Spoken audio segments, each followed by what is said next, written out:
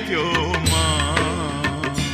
ॐ जयो जयो मां जगदम्बे। नवमी नवकुल नाग सेवे नव दुर्गा। मां सेवे नव दुर्गा। नवरात्रि ना पूजन शिवरात्रि ना अर्चन। दीधा हर ब्रह्मा। ॐ जयो जयो मां जगदम्बे। दशमी दश अवतार जय विजया दशमी। मां जय विजया दशमी। रामे राम रमाड्या। रामे राम रमाड्या। रावण रोड्यो मां। ॐ जयो जयो मां जगदम्बे। एकादशी अगियारस कात्यायनिका मां। मां कात्यायनिका मां। काम दुर्गा कालिका। राम दुर्गा कालिका। श्यामा ने रामा। ॐ जयो जयो मां जगदम्बे। वारसे बाळा रूप बहुचर्यम्बा मां। मां बहुचर्यम्बा मां। बटुक भैरव सोहिए। काळ भैरव सोहिए। तारा छे तुझ मां। ॐ जयो जयो मां जगदम्बे। तेरसे तुळजा रूप तमे तारुणी माता। मां तमे तारुणी माता। ब्रह्मा विष्णु सदाशिव। ब्रह्मा विष्णु सदाशिव। गुण तारा गाता। ॐ जयो जयो मां जगदम्बे। 14 से 14 रूप चंडी चामुंडा। मां चण्डी चामुण्डा। भाव भक्ति कई आपो। चतुराई कई आपो। सिंहवाहिनी माता।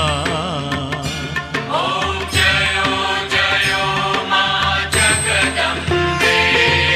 पूनम कुंभ भर्यो सांभळजो करुणा।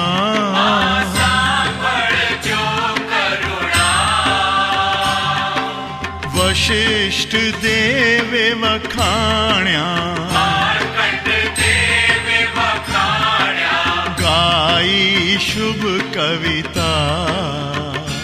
ॐ जयो जयो मां जगदम्बे।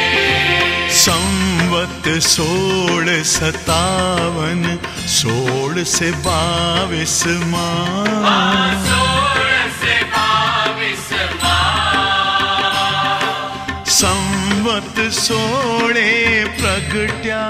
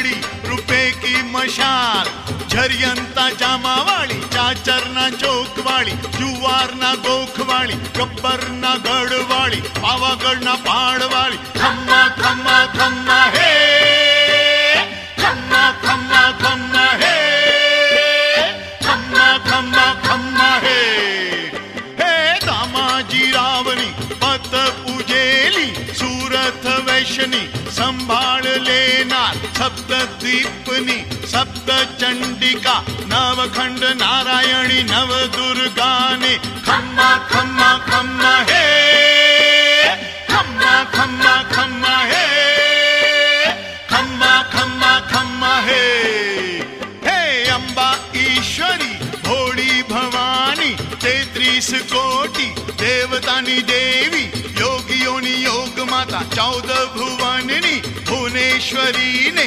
खम्मा खम्मा